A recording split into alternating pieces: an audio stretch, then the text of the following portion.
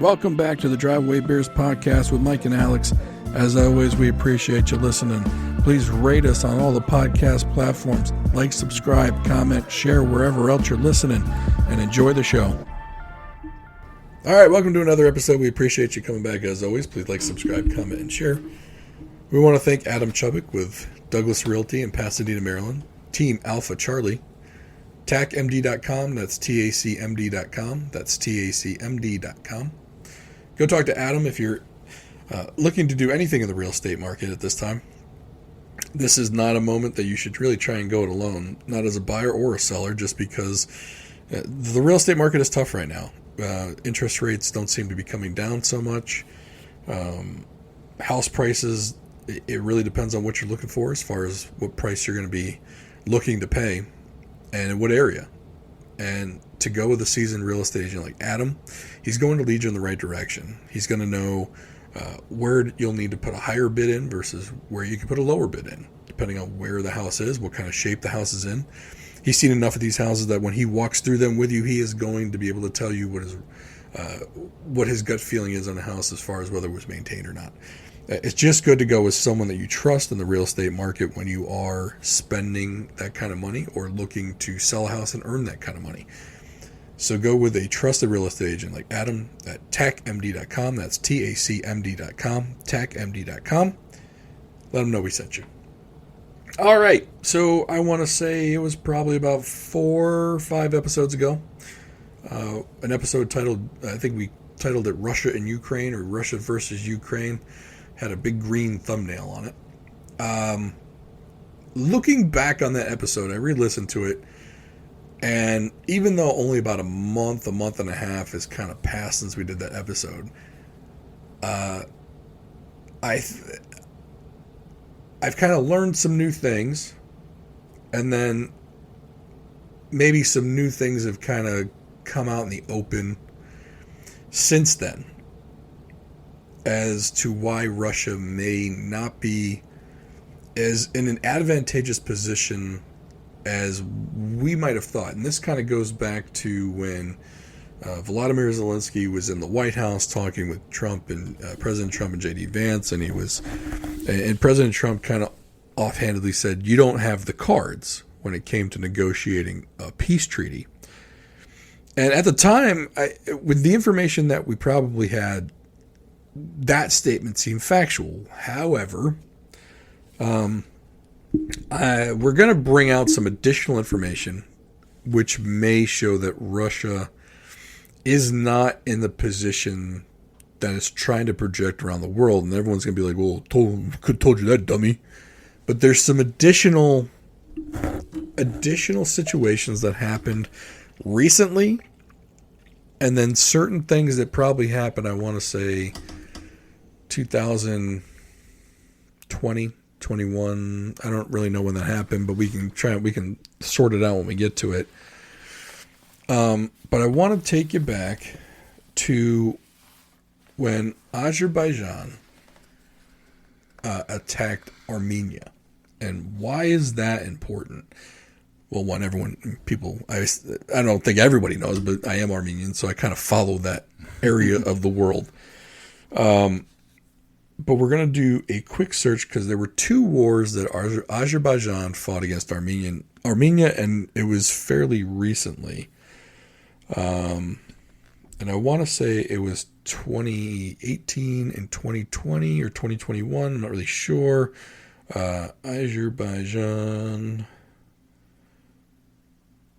versus Armenia. Let's see what good old Google says. So the countries fought during the 90s when the Russian Soviet Socialist Republic, the whole thing was crashing down. And some lines were drawn, and this kind of reminds me of back in the British days when they fucked up the Middle East with the way they drew the country lines. Yeah, they just kind of drew them. And so essentially as Russia was drawing these lines, they put an entire area inhabited by ethnic Armenians within Azerbaijan, and it was called Nagorno-Karabakh. And there have been plenty of wars fought over this, and eventually Armenia kind of back during the 90s, Armenia kind of had not taken over the territory, but essentially the people that were there were trying to secede and join Armenia, and then eventually they were trying to just create their own separate country. But they definitely had backing from Armenia as a country. And so for the longest time, Azerbaijan, which wasn't a very prosperous country at the time, they just kind of would fight back a little bit, but they kind of went with it. They didn't have the military might to fight back until the 2020s or so. And that's when, Azerbaijan has a buttload of natural gas and oil. And that's when they saw that Russia was tied up with Ukraine. Going back to right around, I think it was 2020. So it's considered the second Nagorno-Karabakh War in 2020. 44-day war in 2020 saw Azerbaijan regain significant territories, including those surrounding the Nagorno-Karabakh and a portion of the region itself. So they didn't retake the whole thing, they just kind of retook parts of it. Okay. And I'm just looking to see at the map to see where these places are, because that's one area of the world that I'm not. So Armenia and Azerbaijan have a southern border with the north border of Iran. Okay. Armenia is landlocked. It is. Okay. They have their western border is with Turkey, which of course there's the hostilities between. Yeah. There's no love lost between those two countries, right. And Azerbaijan ethnically identifies with Turkey.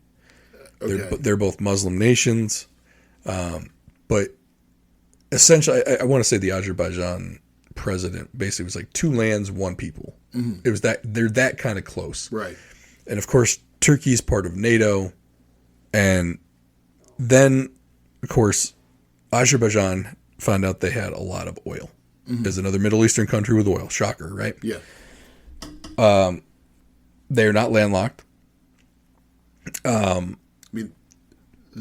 It's the Caspian Sea. It's not, so they can't put their navy out in the Atlantic Ocean. No.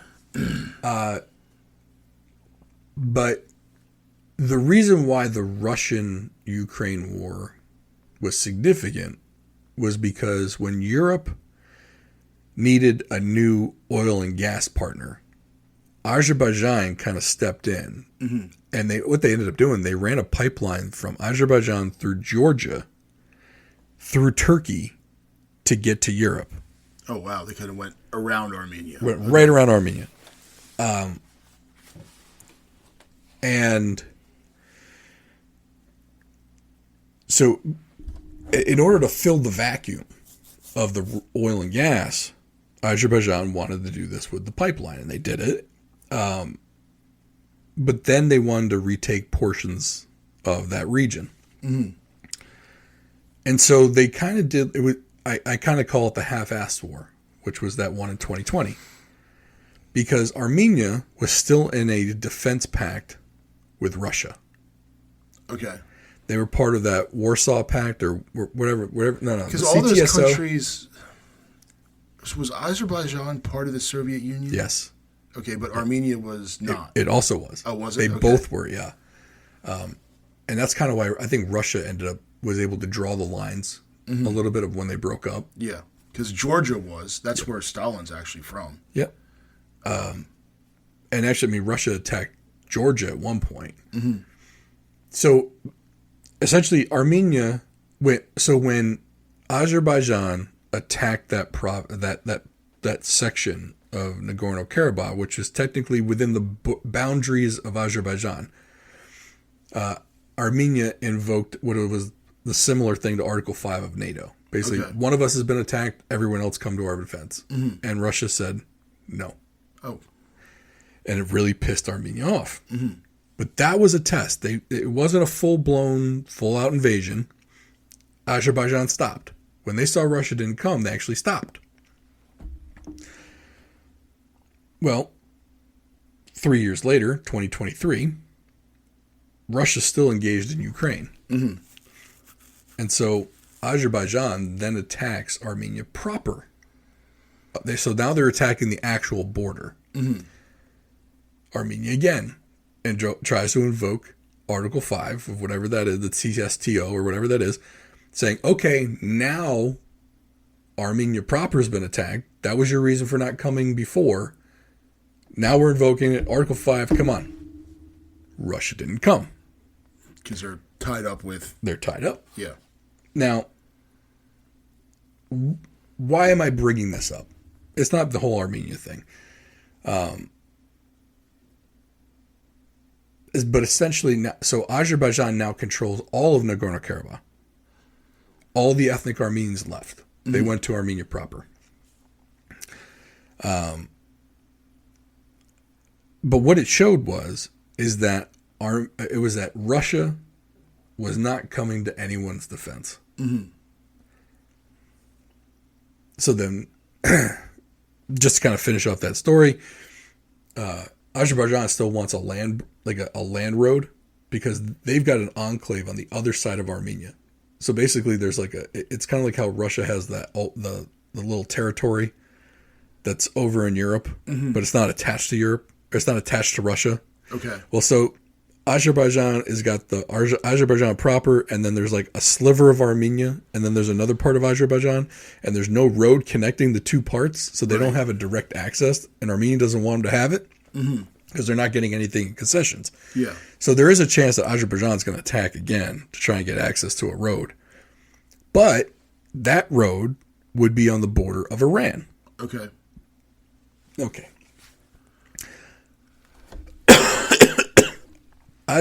Iran doesn't want that road to be there because apparently in the northern part of Iran, there is a lot of ethnic Azeris. Mm-hmm. So they're worried that the road that would be on the Iranian border would be like an opening for Azerbaijan to then attack northern Iran and take a large chunk of that and make it part of Azerbaijan. Okay. Okay. And again, Russia, and this is why it's more important, because that's more important than the part of Armenia, right? Because Iran has a defense pact with with Russia. Mm-hmm. So basically what Azerbaijan did was say, let's see if Russia ever comes. And they didn't come twice. So now, if Azerbaijan attacks Iran to get access to that other part, and also reconnect all of the ethnic Azeris in northern Iran, will Russia come? Well, so far the answer has been no. Yeah. So now you've got this country with a lot of oil and gas revenue, and essentially what they did was they bided their time. They found the oil and gas in essentially what was the early 2000s. Mm-hmm. They used that money to build up their military. When their military was big enough, they went and did the Armenian Wars. Well, they still have a lot of money, and they proved what their defenses could do. Now, another thing to keep in mind, and this is where the newest thing is going to come into play. One of Azerbaijan's allies and a big provider of weaponry to Azerbaijan is Israel. Israel provides drones to Azerbaijan. So, recently, and you probably know more about this than I do, Israel attacked Iran. Correct. Because they didn't want them to have a nuclear weapon. Right. Who do you think paid really close attention to that? Well, we certainly did. We did. We might have helped. Yeah. The Azerbaijanis? Correct. Yeah. Because they wanted to see if anyone would come and help Iran. Right. And nobody did. And nobody did. Yeah. China didn't come because that's another partner of theirs. Mm-hmm. China didn't come and help. Russia didn't come and help. Saudi Arabia hates Iran. Yeah. They're not coming to help. Right. Iraq doesn't have a good enough army, even though they're also Shia Muslims. The Baathists hated Iran. Also, yeah. So, but they're sort of gone. Yeah. Syria's in no position to help. Jordan is not going to fight Israel. Mm-hmm.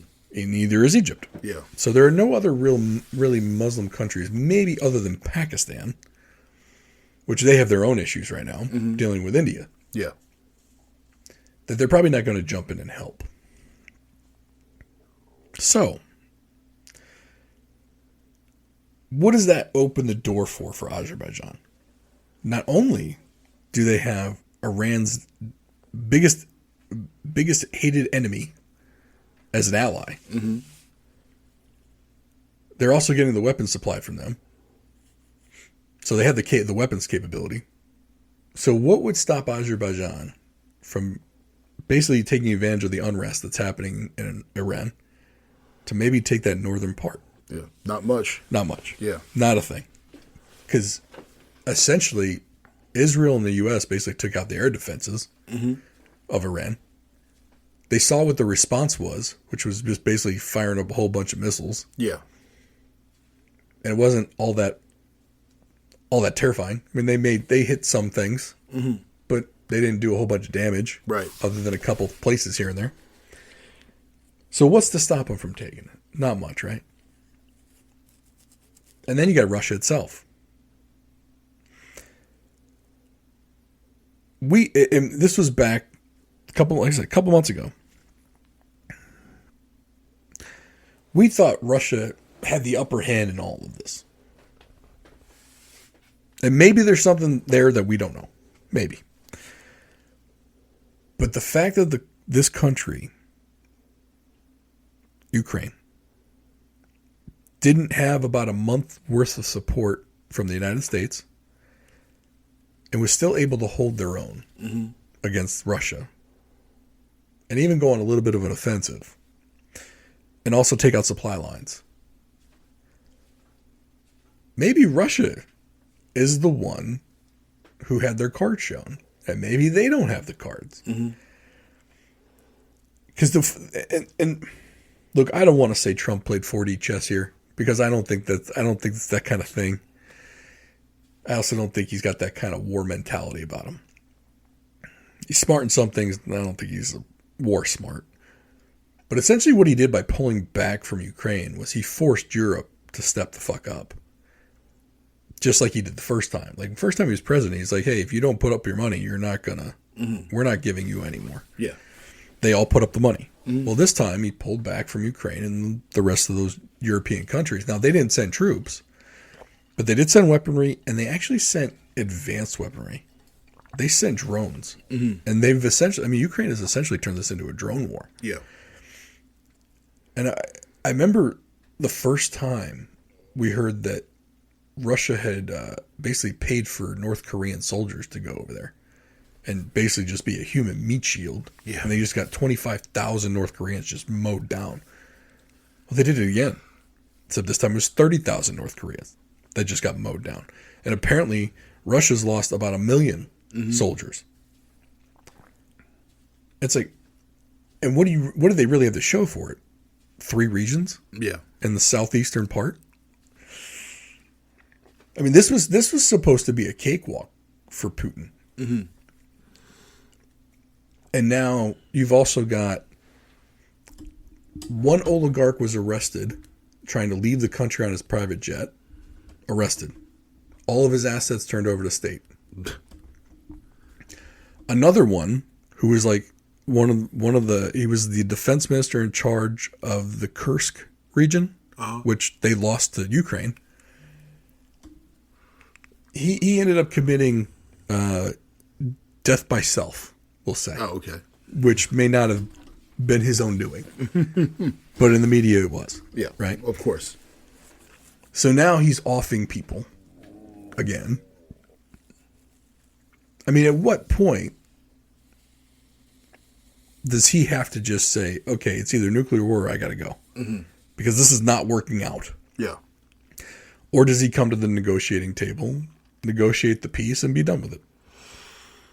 Because right now, I mean, as of like 3 days ago, and this is the 9th of July, Ukraine's using like $1,000 or $1,300 DJI drones, making some small modifications, and they're blowing up trains on the supply lines. Oh yeah. Like they blew up a fuel train. Mm-hmm. And it basically stopped a supply line for 2 weeks. Which then Russia needs to rely on slow trucks to get supplies to where they got to go. Yeah. What does he do now? Like, like thinking of what could Putin do to turn this around? I mean, the one thing he has is just a bunch of people that he can just throw into the meat grinder. Mm-hmm. So, I think that's right. I think that's the play right now is they just keep throwing more and more. And if you can throw North Koreans in there, then even better. But eventually the public's going to get tired. The Russians are going to get tired of this at some point. I mean, the war's been going on, what, 4 years now? 5 years? I mean, if they're not tired of it now, I mean, shoot, not most, but a lot of military age men left, so they weren't going to get called up into the army. Both sides are using drones. I'm going to say the Russians are targeting more civilians than the Ukrainians are. Mm-hmm. But that was the Soviet war plan in Afghanistan. They had no problem blowing up villages. Yeah. With civilians on. I mean, as far as war goes, the Russians give zero Fs about human life. Mm-hmm. I mean, World War II, they lost more than anybody. Yeah. So, I mean, they're fine with human meat shields.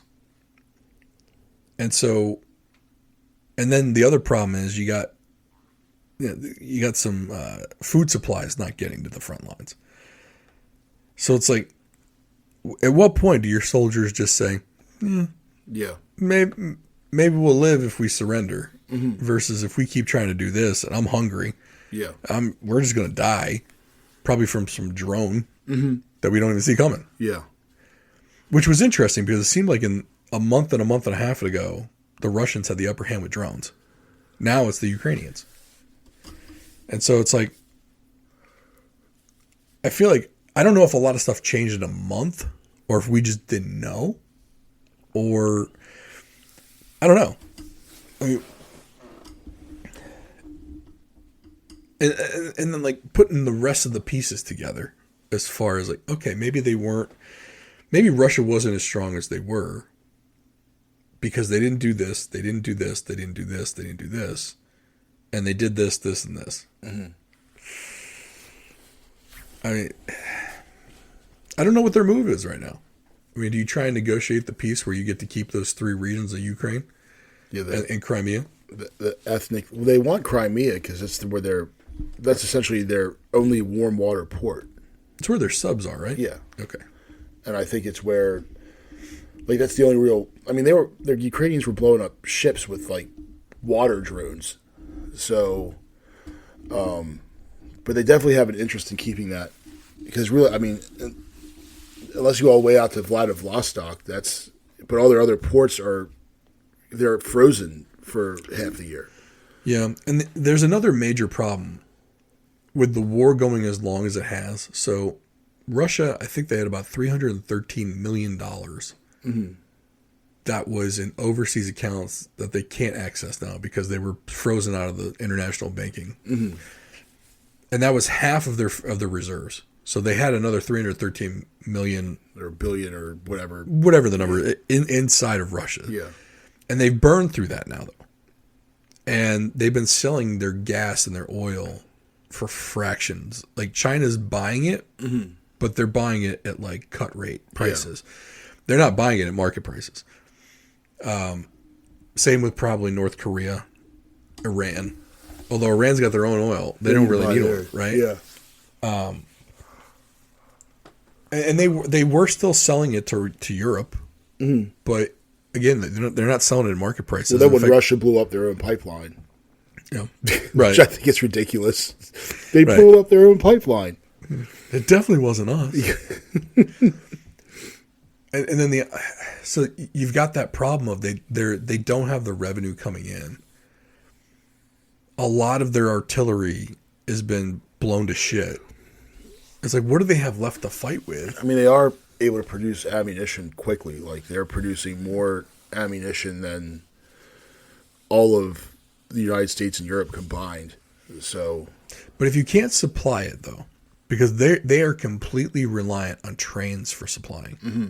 And Ukraine, with those makeshift drones that only... Think about it, they can just dive bomb the train and they lose a $1,300 drone. Yeah. Not $1 million missile. Right. It's like...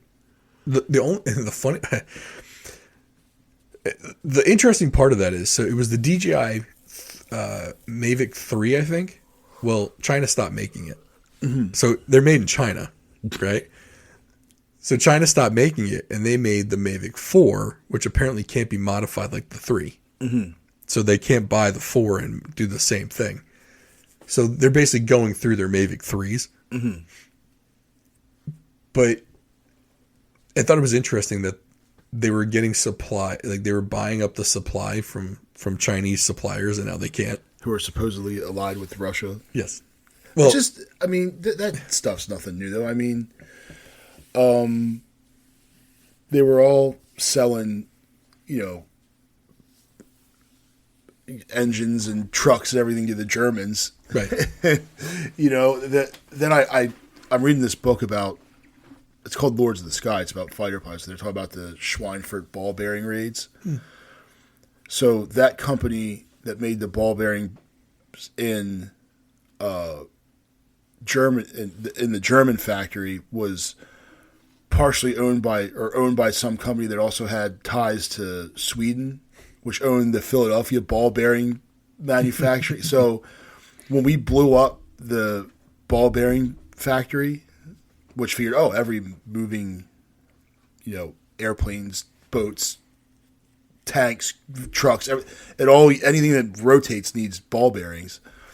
So the production spiked at the Philadelphia plant, but they were all being shipped through Argentina to Germany. Right. So it's like, that's like mid-war. Right. So, and the other problem with Russia is that right now they're shipping all their oil and gas to these unnamed or unmarked ships. Mm-hmm. So they don't have the protection of the World Navy, essentially the UN Navy or whoever's protecting shipping lanes. But then if they go to a port and the port doesn't let them dock because they're not flagged or whatever. Right. Or they're flagged under the country they're not supposed, or whatever it is. Then they can't offload the oil. Mm-hmm. Then they got to find somewhere else to go. Well, at that point, you've got to hope people don't realize what it is and then attack it. Yeah. So they're losing ships now too. So now they're losing a way to generate money at all. Mm-hmm. Now they still have, they had a fleet, I think it was like 1,000 of these ships. Yeah. So they still have ships, right? But they're losing some of them. But if they're having trouble moving fuel, like diesel fuel by train, because they're getting bombed by these makeshift drones, they can't sell oil and gas because their ships aren't being accepted at ports. At what point did they just get choked off money-wise? It almost ends up being the Cold War end, mm-hmm. when basically the U.S. just outspent them. Yeah. And yes, do they have nuclear weapons? Yes, they do. However, they haven't spent enough money to maintain the 1,000 warheads they say they have. The estimates now say they have probably about 50 active nuclear warheads. Okay. Because there was no way with the amount of money they spent on defense that they could have maintained any more of the nuclear warheads than that.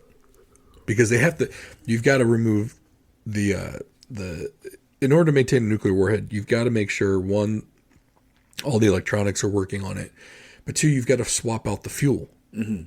Because it just can't sit for 30 years. Yeah. You got to swap it out. And they haven't been doing any of that. So, yes, they say they have 1,000 nuclear warheads. But in fact, they probably only have about 50. Mm-hmm. Now, the counter argument is, well, you only need one. Yeah. That's sort of true, but sort of not true. I mean, as you could, I mean, when the atomic bomb was dropped, it took out a city, right? Yeah. So you would need more than one. Well, yeah, but I mean, the Russian warheads were much more powerful than ours, Right. because their guidance systems weren't as good. So, in order to say they wanted to hit New York, they were so big they would take out like, New York and then Trenton, and because they couldn't guarantee that it was going to land where it was supposed to go, where it was supposed to go. So then this raises a much larger question. Let's say Russia loses this. Ukraine wins. Mm-hmm. Putin ends up in a collapsed government. Europe puts a puppet government in. Mm-hmm. I'm not saying that's likely, but let's say even part of that happens. If Russia loses the war, or even has to give up any of the territories it's technically gained, Mm-hmm. they're going to look extremely weak. Yeah. And they will not be taken seriously. Like, they could lose one of their permanent seats in the Security Council. Because why would you give them one? Yeah. They're not strong enough to do anything. Yeah, you couldn't beat Ukraine. Correct. So Then, that also basically opens the door wide open for Ukraine to join the European Union. Mm-hmm. That then puts the European Union on Russia's border. yeah.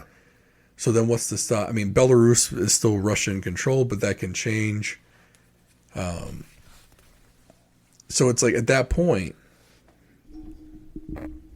I mean, what's to stop them from also then joining NATO? Mm-hmm. It's a real big blow to Russia, but also to China, because China's backing Russia. Yeah. And slowly but surely, and a lot of people haven't realized this, with the whole tariff war thing, companies have slowly moved some manufacturing out of China. One, the labor rate isn't as low as it used to be because Chinese workers went to go work. They earned some money. They got more money. More Chinese people got pushed in the middle class. They're not working for as little as they used to. But, I mean, they still are, but Yeah. You see the point. Whereas some of these factories can go to Cambodia and Indonesia and India, Mm-hmm. and they can get the labor rate they used to, or Mexico, whatever. And then also, I think what happened during COVID was people started, look, we can't rely on one country for all the manufacturing Yeah. and parts and we can't rely on one country. Yeah. We need to diversify this. And so I think that's what's been happening since 2020. Now, certain companies like Apple have been trying to do that. Apple is trying to move production to parts of Cambodia, Indonesia, and India. The problem with this is that China's not letting them. And you're like, well, how can that be? They can just go. Sort of. The specialty machinery is in China, Mm-hmm. and they're not going to let it leave. Yeah. So that means Apple then has to retool all of those factories, which isn't cheap. Mm-hmm. The company that's doing it, that is a big manufacturer for Apple, is a company called Foxconn, and they have a very strange relationship with the government in China. In fact, I think the guy that is the CEO of it, they call him Uncle Tony. Mm-hmm. Not Tony from LC Signs, by the way. Yeah. Which, by the way, is some of the best commercials on Instagram. So that's going to be a real complicated fallout if Russia loses, because it's not just going to affect them. It's going to affect China. It's also going to affect Iran. I mean, that Iran strike, they weren't just looking at, oh, hey, we're going to bomb these nuclear facilities and see what happens. And we're not going to do anything else ever. No, a lot of people were watching that. Mm-hmm. They were looking at the response. Yeah. And the response was pretty feeble. Yeah.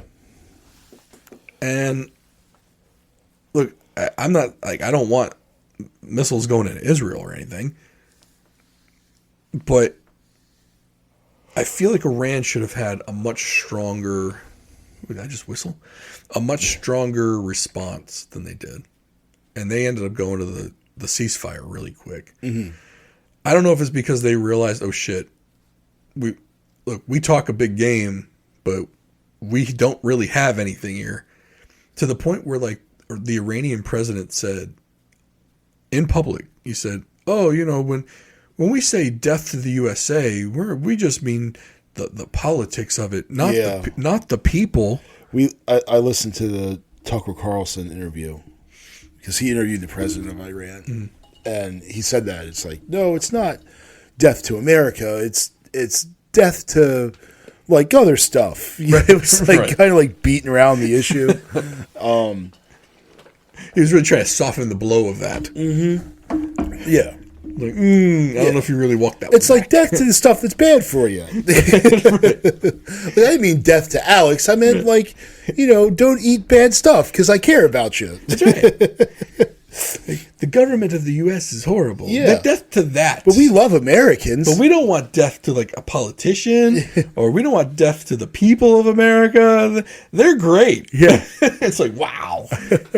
Like, I'm surprised he didn't go back to Iran and get beheaded. Yeah. Like that's how much of a turn that was. Yeah.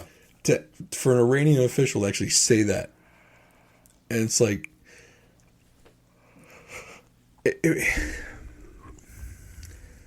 I don't know. I mean, I guess it's trying to win public opinion over as far as, hey, don't go bombing us when we're great people. Stop dropping bombs on us, but death to the bombs. Right. Not to the pilots, but just to the bombs. We don't want death to the United States citizens. No, we never said that. Yeah. No. My friend. Yes, we love you, all of you. Who was it? Was it Aziz Ansari? I think he said if I don't forget whether he said Arab or Muslim, but he said, you're going to get screwed if someone says, my friend, you're about to get screwed. That's it. I find it interesting, though, that it's all intertwined. So, like, Syrian government gone. There's new government there. Mm-hmm. Iraqi government gone. New government there. And everyone's like, oh, U.S. they don't do regime change very well. I don't think they do. I mean, is a very subjective but point. my whole thing is, what's the point? I don't really know. Bashar al-Assad bad because they told Russia bad. Like all these, they're Iran bad. Why? Because you're told they're bad. And there's no possible way this will come to bite us in the ass in 20 years. I mean, like it never does. Right. This definitely won't spawn some other hate group that's really, really, really hates us. Right. Like supporting the Mujahideen, nothing bad came out of that. No, that was perfect. Except the Taliban. That was a great plan. Which then we fought them for 20 years. And then to free Afghanistan from the Taliban and then replaced it with the Taliban. I just don't, what? But they were progressive Taliban. Oh, yeah. Yeah. For about 4 months. They let girls go to school for 4 months. Yeah. And then that fucking stopped. Then they went back to stoning the women. Yeah. Yeah. That was great. Yeah, like the slit in your burqa was too big. Yeah. Harlot. Death to her. Yeah. But I mean, because some think tank in Fairfax or Arlington thinks that Bashar al-Assad is bad. We all have to think Bashar. Like, who cares? Well, I mean, if they want to sponsor the show, they will be bad. Right. Yeah. Or unless Bashar al-Assad wants to sponsor the show, then he's good. Then death to America. Not the people, though. No, just the bad part. Just the idea just of death to American cancer. We forgot the last part of it. Right. We mean death to the idea. Yeah. Of cancer in America. Right. It's all awful. My friend. We see the commercials for the St. Jude, and the cancer in America is awful. Death to childhood cancer in America. That was someone edited it wrong. If there's a language thing, I mean, my friend, our PR team, they mess up sometimes. But They zigged when they should zag. You know, it happens. I just, this, you just illustrated how complicated all this stuff is and how all these things are intertwined and connected. And I don't think any of these geniuses in DC think about any of that. No. I mean, Tucker Carlson interviewed Ted Cruz, and Ted Cruz couldn't tell you one thing about Iran. Nope. Ted Cruz looked like a complete dumbass. And then you went right back to, like, when he was questioned, like, how much money do you get from AIPAC? Oh, well, you must be an anti-Semite. Like, he just went right, just went right there. Right. And this was the side that was calling all that shit out. And it is interesting because you've now got Elon Musk saying, the guy who backed Trump for president, basically saying, they're all the same fucking person. Yeah. Hey, asshole, we could have told you that 20 years ago. Yeah. The Uniparty. The Uniparty. What do you think? People are just making shit up at the time? I've been listening to Jimmy Dore now for a couple of years. He's always talking about the Uniparty. The Uniparty, everyone's been talking. I don't know whether there was a time when I hadn't heard the Uniparty. The easiest one was when with the comparison. It's like if you took Mitch McConnell and Chuck Schumer and replaced the D with the R and the R and the D, nobody would know. They're the same guy. Yeah. Same thing. Harry Reid, same guy. Mm-hmm. Nancy Pelosi, same. Well, not the same because she's got but different, but the same. Right. I mean, Democrats won't call her a female. They'll call her a child-birthing human. A birthing person. Yes. But she's the same. I don't care if she's a woman. Yeah. She's it's all money. Mm-hmm. All money, power, and greed. That's what that shit is. Yep. And it takes, it's got to take someone with just, I don't know the word for it, not balls of steel. Someone that goes in there really has to have the altruistic opinion of, I don't want anything. Yeah. I'm going to do the right thing. And the one, I mean, it's Massey. They now hate him. But I don't even know if Massey's it. Because you want to know what Massey did when he voted no? You know how much money he got from that? No, but they all get money from it. Right. But because he did. Because there are certain people that wanted him to vote no, mm-hmm. and were willing to endorse him, put money in his Think about when Trump said, "I'm going to primary him and he's going to lose." Massey pulled in like another $2 million into his fucking bank account. Yeah. I am convinced it's all performative bullshit at this point. Mm-hmm. It's like you don't campaign on the deficit's too big every fucking time, and every time people fall for this shit, and then they get in power and they make it bigger. Yeah. Well, the funniest thing now is that all these people like Kash Patel and Bongino, like Epstein didn't kill. Epstein was murdered. And now they're all saying, nope, he killed himself. There was a meme out there. I don't know if you've seen the one, the clown stuff. Like there's the progression of the clown mm-hmm. makeup, where it's like there's definitely an Epstein list. We're gonna release the Epstein list. Maybe he didn't kill himself, or maybe he definitely didn't kill himself. Oh, he definitely killed himself, and there's no list anymore. Yeah, and it's like now full clown, mm-hmm. right? Now I'm wondering when the Democrats are going to start saying that he did kill him, that he was murdered. They're never going to do it because they were part of it. Yeah, whoever killed that dude had a D and an R next to their name. I mean, mm-hmm. that list is equally bad for both sides. Oh yeah, because they're all the same people. And I think it's also bad for the people that are funding. I think that's really where it's coming from. You supported the pedophile? Yeah. Oh, you got to go. Like, and you're talking. The politicians will all be embarrassed. Then they'll get book deals and be eventually forgiven. But they won't be. Anthony Weiner is done. Yeah. There is no list. Sorry. They're the one that found the kiddie porn on his computer, to the point where Huma Abedin mm-hmm. divorced him. Yeah. And for people who don't know who Huma Abedin is, she was basically the second daughter to Hillary Clinton that she didn't have, mm-hmm. even though she had a first daughter. Yeah. Who, lo and behold, guess who she just married? Alex Soros. George Soros' kid. You can't make this shit up. Yeah, it's as bad. And the thing is, like, did we fight revolution to get away from all these, essentially that they're just new royalty. That's all they are. That's why it's hilarious. Like, no King's Day. Yeah. Trump's not. We don't like kings. Trump said he's a king. You morons.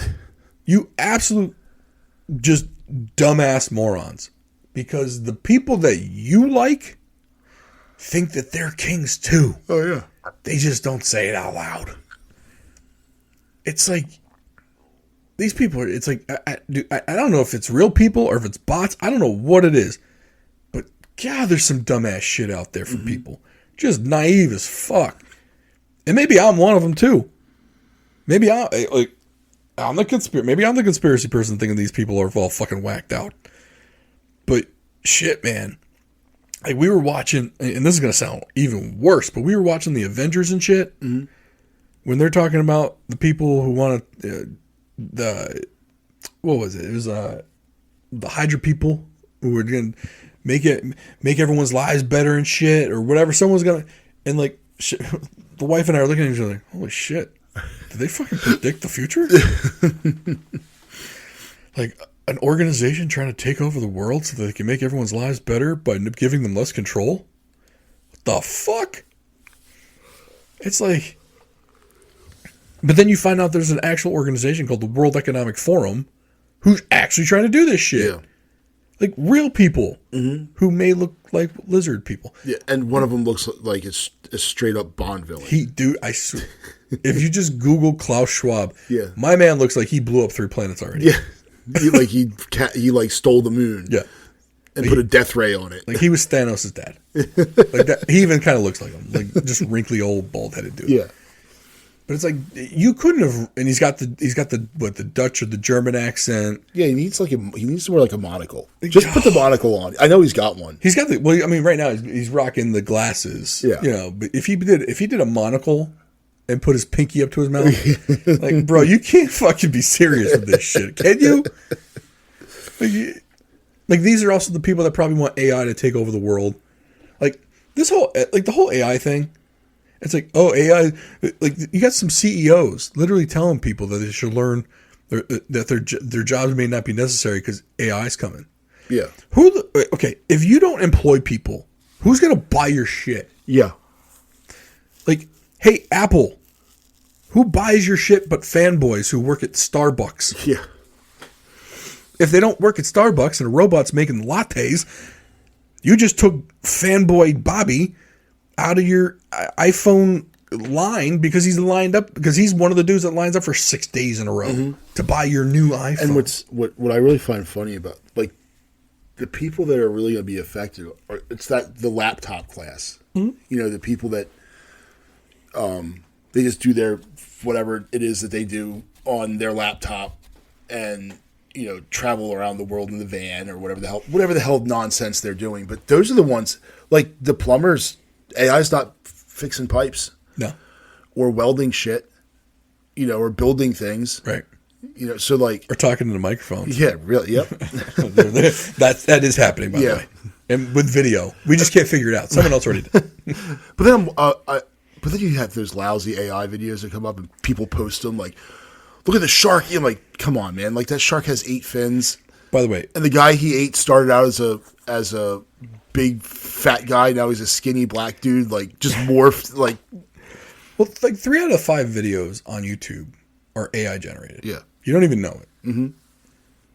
And it's like they've got the whole thing: how to start a faceless YouTube channel and earn millions or whatever.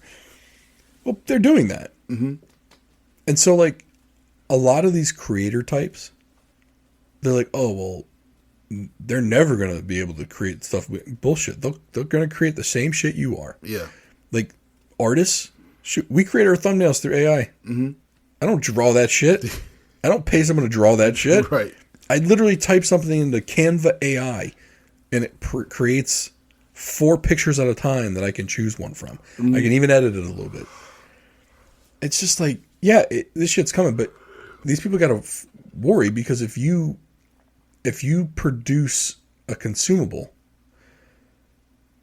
like a phone, a cup, any of this shit, and you don't employ people to make this shit, or at least sit down and take a paycheck from you, they're not going to be able to afford your shit. Yeah.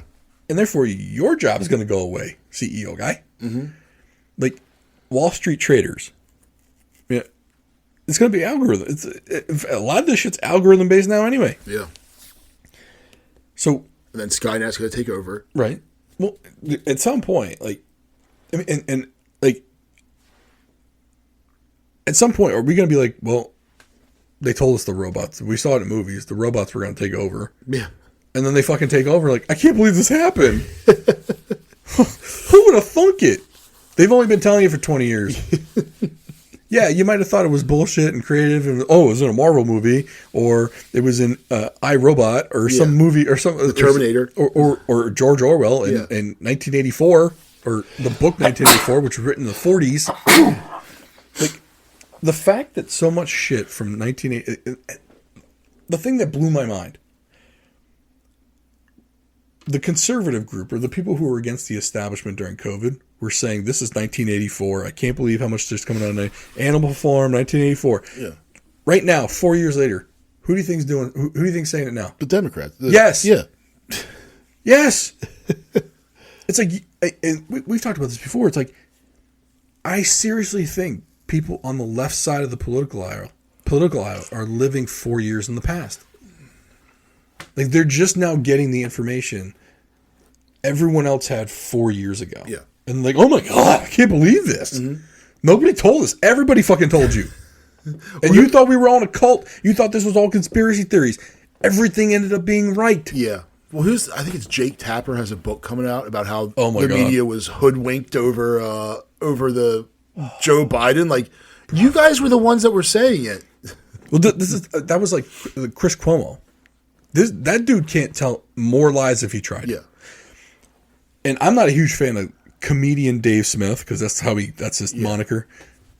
But like, I think Patrick Bet-David had hosted a debate between Dave Smith and Chris Cuomo. And Dave was like literally posting clips of him from CNN saying this shit, and Chris is like, I didn't say that. I didn't say that. No, that's not what I meant. That's not what I meant. He's like, We didn't mean death to America. Right. He's like, Chris, you were literally on the freaking camera saying that ivermectin was horse dewormer. And Cuomo goes, well, when I talked to the CNN doctor analyst, Sanjay Gupta, he said it was horse dewormer. He goes, and Dave's like, it's been used in humans for over 3 decades already, and it won Nobel Peace Prizes for it. He goes, but rather than just say, I didn't fact check anything that these people gave me to say, and I said it on air because that's what I was. I was paid to be an entertainer, and I was reading the teleprompter. Yeah. And I sleep on a large pile of money because of it. Right. And I shouldn't, maybe because I was on the news, I should have done more research into it before I said it out of my own mouth. If he would just come out and say that shit, that line right there, hey, I was part of the problem. I now realize that, and I'm trying to correct it. Yeah. It's like the Young Turks trying to do the same shit now. Mm-hmm. Like Cenk Uygur or whatever the fuck that guy's name is that nobody can pronounce was spouting all that same leftist propaganda bullshit during COVID. Now all of a sudden he wants to go on the conservative podcast route because he knows his fucking lines don't mean shit. Mm-hmm. And he doesn't have an audience anymore. Yeah. Because people finally woke up and like, oh shit, you were lying to me the whole time, dick. And now you need an audience still. Yeah. It's like the fucking Klaus Schwabs in the world did this shit. Yeah. And the common refrain is, well, do you really think there's a small group of people really pulling the strings around the world? At this point, yes. Yeah. Well, and they'll say, oh, well, that's a conspiracy theory. That shit was invented by them to discredit people that were getting onto their shit. There is some proof to it. Like, if you go on the World Economic Forum website, and I know I keep saying World Economic Forum, but this shit's fucking real. They have a list of young emerging leaders in the World Economic Forum. Justin Trudeau, whoever the mayor of London is, Keir Starmer. Mm-hmm. Like, I'm naming world leaders here. Yeah. and there's some others, but I'm basically this organization works to put these people into positions of power so that they can, like, when people go, I can't believe someone voted for this. They're the ones usually behind it. Mm-hmm.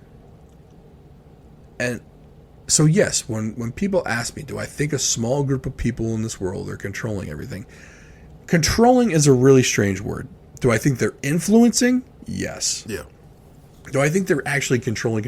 Not so much. But do I think before Justin Trudeau made a speech, he probably had a group of writers from the World Economic Forum advising him, mm-hmm. who had direct connection to the Klaus Schwabs and the head of Pfizer, by the way, mm-hmm. who wanted. They thought it was a conspiracy theory that Pfizer was going to put a chip in your arm, or a chip in the vaccine. Meanwhile, at a World Economic Forum thing, the CEO of Pfizer said, well, at some point we're going to be able to put a microchip in people to find out what they need. Stop saying words. Yeah. Because you're just making it worse. The only thing that's saving these people is that only people looking for this audio are finding it. If you're just out and about, you don't know about any of this shit because it's not important. I'm like, I don't know why it comes across my feed. Maybe that's the algorithm just seems to think I might enjoy it. Yeah. I think all my algorithms suck except for Instagram. Instagram shows me dog videos, car fix videos, some comedy people. Mm-hmm. Shows me one other thing that I really like. Boobs? Oh, no, not really. Well, actually, you want to know what I watch instead of boobs? I watch car detailing videos.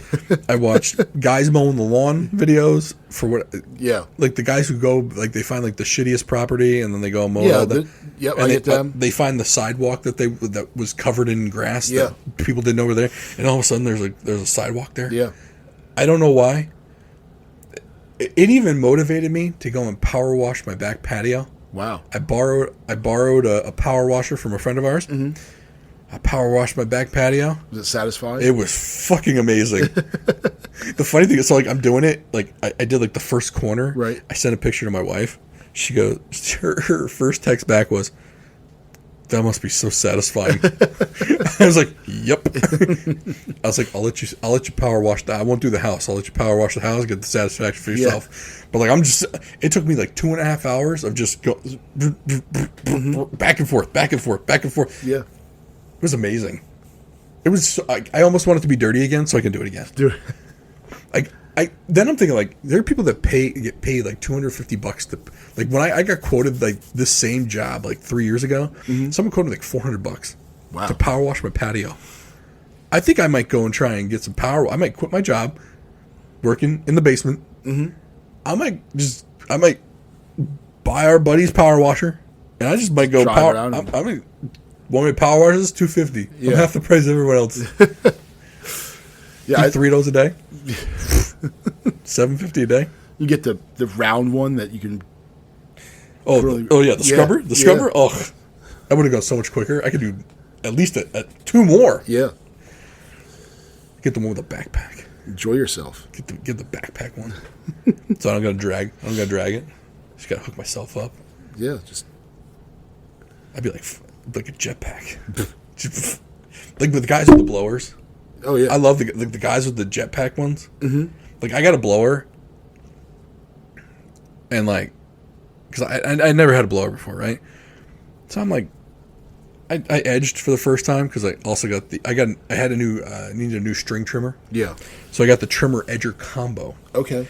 So I edged my sidewalk for the first time in like 11 years. Yeah. And then, of course, I had the blower because it came in a 2-pack for Father's Day. Mm-hmm. And I'm blowing. I'm like, this is amazing. Yeah. Why didn't I have a blower before? Like, the fact that I'm just watching the grass disappear. Sure. Now, the other problem was I'm not a seasoned pro. So, like, I'm blowing the grass on the sidewalk, but I'm just blowing it further down in one direction. Like, I can't figure out how to get it to go up and into the grass. Yeah. So, I need to learn that skill. Otherwise, I'm just going to blow it in the street. Is it electric or gas? It's electric. Come on now. Yeah. Small engines and I do not get along at all. No. when this breaks, like my old string trimmer broke. I brought the same brand because I had the batteries for it. Yeah. Like so now like the string trimmer edger and the blower and my hedge trimmer, they're all Black & Decker. Why? Because I have Black & Decker batteries. Why can't they make them all? I know why. Because they want you, if you buy one of theirs, they want you to buy more of theirs so you can keep the battery. The battery is the expensive part. Oh, sure. Yeah, you'll see it like tool only for $60, and it's like, I need the battery. It's like $400,000. Like, Jesus. I know. But I did find out though. So my Black & Deckers had the 2 milliamp hour battery. Mm-hmm. Well, the string trimmer came with a 2.5 milliamp hour battery. Much better. Much more time. Much more runtime. Like it was like 15 minutes versus like 30. That much. Double. Mm-hmm. Even though it shouldn't have been double. Right. But amazing. I feel like I need more power in it though. But, you know. Well, I just bought a electric lawnmower. So. Why'd you buy a lawnmower? Well, the kid next door does it, but he's going to college. Yeah, but the sister's taking over. No. No? Oh. No, I have 3 sons. They are going to mow the lawn. Sorry. And this might sound awfully sexist. However, I'm not going to let a girl mow the lawn when I have 3 lawn mowers already. And the one I bought only has a 13-inch deck. Oh. So they'll be out there forever. Forever. Burn some Why calories. you should have gotten a fucking real mower. Yeah. So, but it's a Ryobi, and people shit on Ryobi, but I don't care. They're all the But same. see, a lot of there are these suburban douchebags like, I only use Milwaukee tools. What are you building oil rigs, dickhead? No, you need a drill to like put the IKEA thing together that you effed up. Mm-hmm. Like you don't need Now, if I was like a contractor, may I have better stuff? Absolutely, but I'm not feeding myself with it. I use the drill 3 or 4 times a year. And I've had that drill for over 10 years. And it's a Ryobi. It's a piece of shit Ryobi. That's what I have. So, yeah, okay. And most of these tools are all made by the same factories anyway. They just put them in different color plastic cases. Yep. So, like, okay, douchebag that has an F-250 that you don't tow anything with. Not a thing. It just takes a lot of space. Nothing's even better than the bed. No. Its primary cargo is air. Yeah.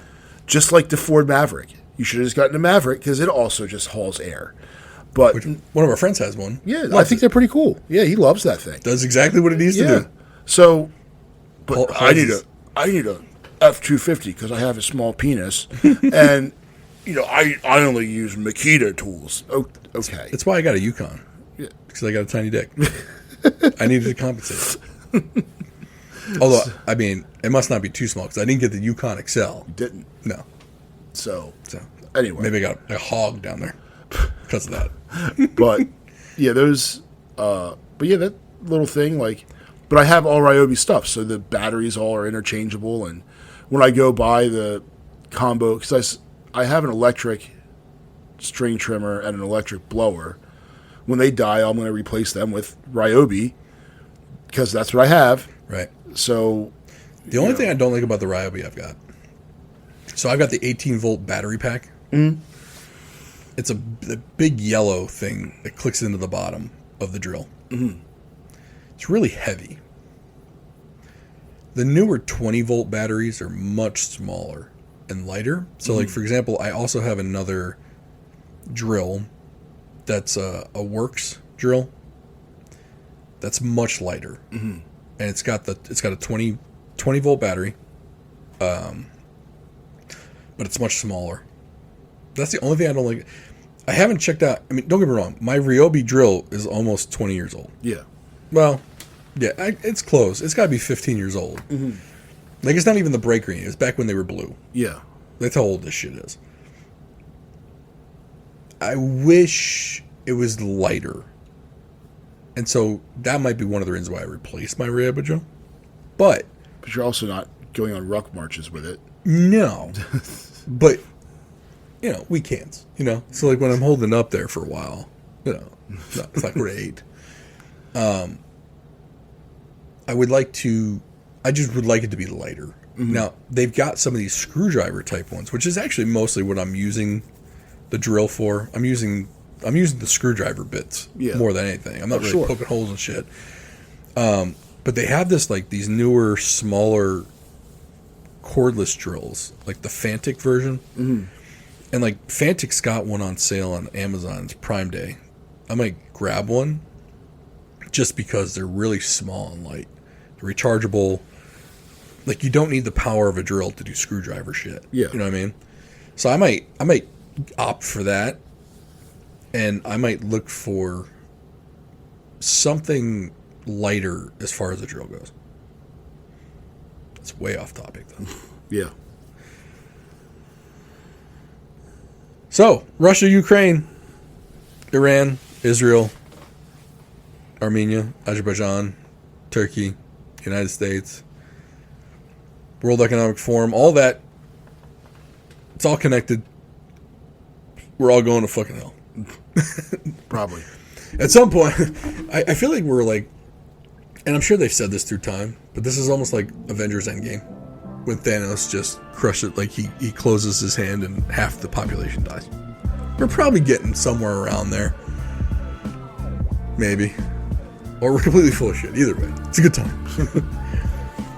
Please like, subscribe, comment, and share. I want to thank Adam Chubb at TACMD.com. That's TACMD.com. Douglas Realty in Pasadena, Maryland. We appreciate you listening, and we'll talk to you next week.